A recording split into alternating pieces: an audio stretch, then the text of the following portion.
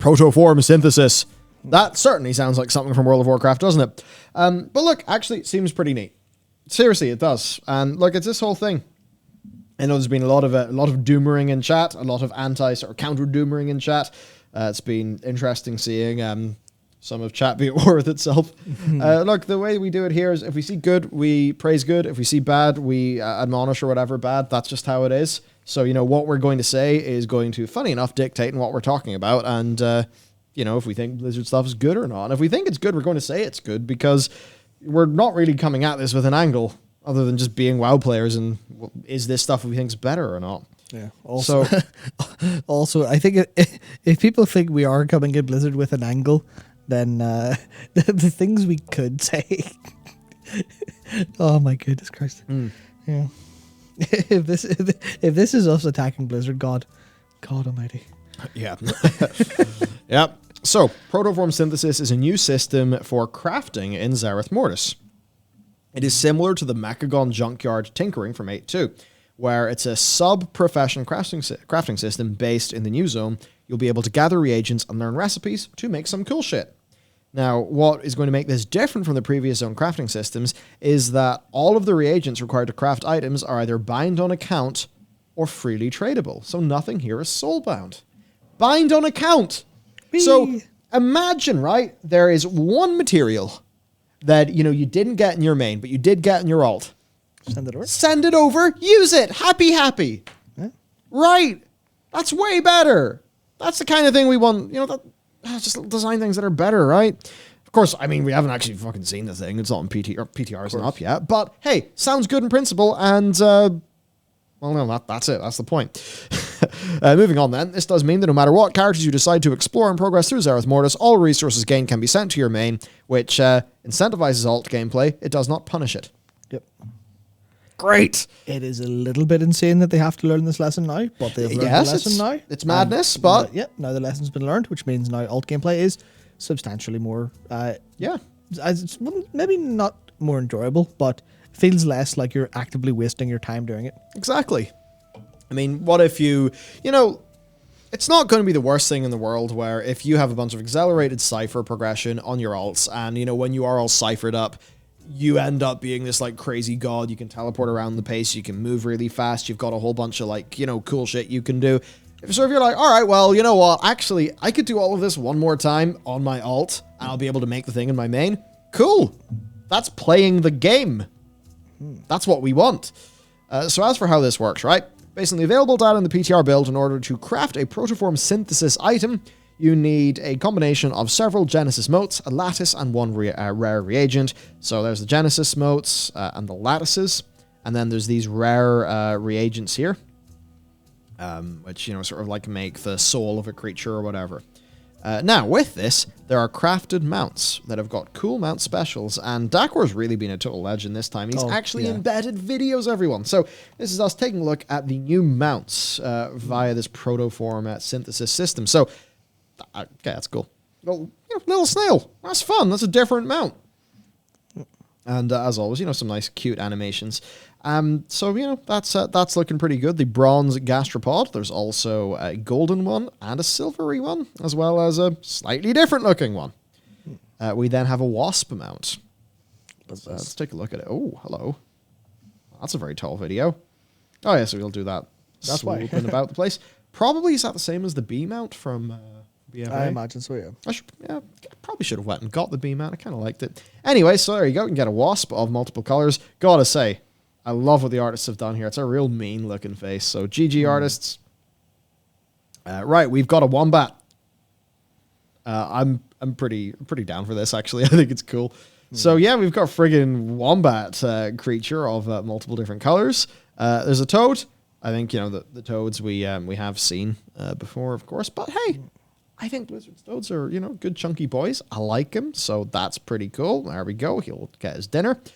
So yeah, multiple different colors of toad. Then stag. Probably not the most special in the universe, but I do like them. My character is a Draenei, and so if I can have this weird Talbook, I'm thinking, what sort of mod could you get that would be all sort of like bone white or whatever to look really cool on that mount? So multiple different types of... Probably the heroic tier set. Oh yeah, probably that. Also hawks. which again, this is of course the your flying boy from the store. Yep. The Whatever it's called, Sapphire Sky Sky Blazer. Yep. Same as him. Real nice, just real nice animation, really nice mount. Again, really happy about that. And the spider, because as she said in the stream, a flying spider is of course exactly what we all need. Reasonable. Yep. So there's that. Then there's also crafted pets. I won't go through all of them. Yeah. I will though say some of them are really cute. I really like. Actually, we don't have the snake here. Oh my god, there's an axolotl. This will be big for someone I know. Who actually doesn't play World of Warcraft, but axolotls, they are really they're like in these days. Minecraft added axolotls and people went completely mad for them. Yeah. So, right. Let's think about this, everyone. The stuff's all BOA. You can get this in your alt, send it to your main. You can craft whatever the hell you want. I'm going to say this is a big win. You know, if every patch just has, you know, some cool new different ways of getting these mounts, then that's a really cool little system, you know? Like you can have something like the Argent Tournament that's based in, you know, it's sort of gameplay. You can have something like this that is more of a resourcey type of gameplay, but in this system, you know, there's no player power involved in it. It is very flexible. It's alt friendly. You know, it's what you'd want. And sure, it might not appeal to you because I think, you know, mounts fundamentally are getting pretty boring in World of Warcraft because, I mean, this is probably even FF14 will have, in fairness, where like in Guild Wars 2, all of the mounts actually operate differently. So like the Raptors have got like a forward jump. If you want to go the fastest while flying, you can get the crazy hovering of the Griffin. You're sort of swooping up, swooping down, going really fast. The Dragons are slower, but they do flap around like, I suppose, like a WoW mount. If you want to go super fast on the ground, you have these like beetles that you ride and they kind of zoom about the place. But, you know, they kind of control them like crazy, I don't know, toboggan or something. So like they have these really interesting mounts. Now, with World of Warcraft, what I would propose they do for mounts is that they categorize every single mount into a family, and then they give that mount family something special, and then they add 2 equipment slots to it, and then they, as much as they can, expand the equipment slot system so the players can get more customization of their mounts. Do something like that. People will begin to be more interested in mounts. Yeah. Because we're just dealing with the problem of, you know, okay, cool, mount 500. Yeah, So I mean, if they can do some stuff like in a future expansion, I think that would be cool. I don't think they can make it granular, and I think they have so many different families of mounts. They need to work out, you know, how can they get a reasonable amount of families of mounts, just assign everything to one of them, give them all little family powers. And I get some people be like, oh my god, that's going to mean that this type of mount is best for this type of content. You could take it that way. I think the other way to take it is, like, it's just more interesting. It means your horse feels more like a horse, your dragon feels more like a dragon. And honestly, I would take that. So, who knows? And that's the thing with mount equipment. It was so conservative. Mount equipment was not a cool new feature to enjoy. It was a instance of conservative problem solving. Yeah, absolutely. I don't know. It's weird. I feel like this is a massive problem that they likely have to solve across all of cosmetics in the game. Where, you know, it's a problem I run into where they're in an arms race of coolness, which I think is understandable to get around whenever you increase your technological capabilities. They're like, no, well, this, like, you know, this literally has more doodads than the old one, so it's better, it's cooler. But you have the problem of you can have it technically look better, but what happens when the artistic direction doesn't match with what players want as much, and then the fantasy of it doesn't match?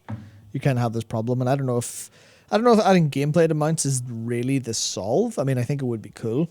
I guess I would need to see a world where world content in World of Warcraft is substantially better to go alongside that before it would be valuable. Yeah, I'd want to see that. Like, I think even in Guild Wars 2, they have dismount abilities on their mounts. So, you know, when you hop off, something happens. There's just a cool design space with mounts, and I think that would be a great new thing for them to tackle at some stage.